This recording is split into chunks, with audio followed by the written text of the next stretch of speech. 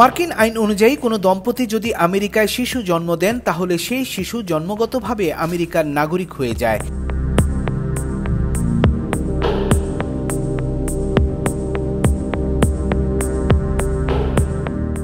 এই আইনের সুবিধা নিতে পৃথিবীর বহু দেশের নাগরিকরা যুক্তরাষ্ট্রে গিয়ে সন্তান জন্ম দেন, পরে আবার ফিরে আসেন নিজ দেশে।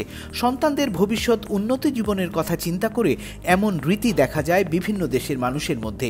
এরপর সেই সন্তানটির বয়স যখন 21 বছর হয় তখন মা বাবাদেরও পাকাপাকিভাবে আমেরিকায় থেকে যাওয়া বা নাগরিকত্ব পাবার সুযোগ তৈরি হয়ে যায়।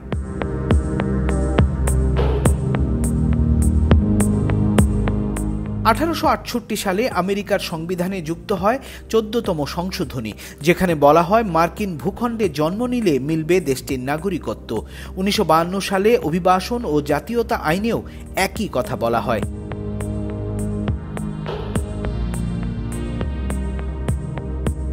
কিন্তু এখন আমেরিকার নতুন প্রেসিডেন্ট এই আইন বদলাতে চান। ট্রাম্প চান মা বাবা কোনো একজন যদি মার্কিন নাগরিক হন তবেই আমেরিকায় জন্ম নেওয়া শিশুটি দেশটির নাগরিকত্ব পাবে। দ্বিতীয় দফা যুক্তরাষ্ট্রের সরকারে বসে ট্রাম্প যেসব আইনের পরিবর্তন আনতে চান তার একটি দেশটির অন্যতম বিতর্কিত বিষয় বার্থ রাইট সিটিজেনশিপ বা জন্মগত নাগরিকত্ব আইন বাতিল করা। কিন্তু ট্রাম্পের নতুন এই আদেশ নিয়ে তার সিদ্ধান্ত ধাক্কার মুখে পড়েছে।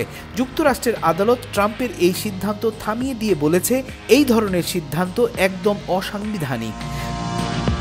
আমেরিকার অনেকগুলো স্টেটের আদালতে ট্রাম্পের এই সিদ্ধান্তের বিরুদ্ধে মামলা হয়েছে। সিয়াটলের আদালত বলছে ট্রাম্পের এই নির্দেশ দেশটির সংবিধানের আদর্শ লঙ্ঘিত হয়েছে। এই নির্দেশ কার্যকরে সাময়িক নিষেধাজ্ঞাও দিয়েছেন আদালত।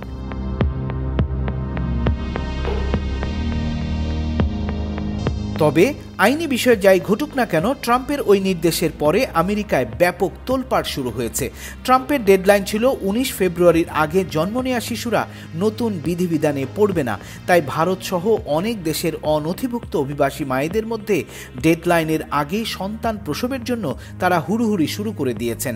কেননা ট্রাম্পের আদেশ কার্যকর হলে 19 ফেব্রুয়ারির পরে জন্ম নেওয়া অনথিভুক্ত সন্তানেরা মার্কিন নাগরিকত্ব পাবে না। সেই সাথে পাওয়া যাবে না সামাজিক সুরক্ষা নম্বর, সরকারি সুবিধা বা আইনগতভাবে কাজ করার অধিকারও।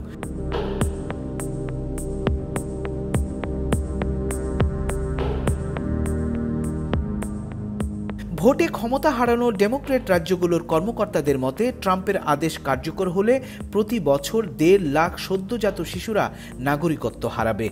আমেরিকায় বাস করেন পৃথিবীর বিভিন্ন দেশের 1.40 লক্ষ অনথিভুক্ত মানুষ। এর মধ্যে সবচেয়ে বেশি 50 লক্ষাধিক মেক্সিকান। এই তালিকায় আছে 7 লক্ষাধিক ভারতীয় এবং লক্ষাধিক বাংলাদেশীয়।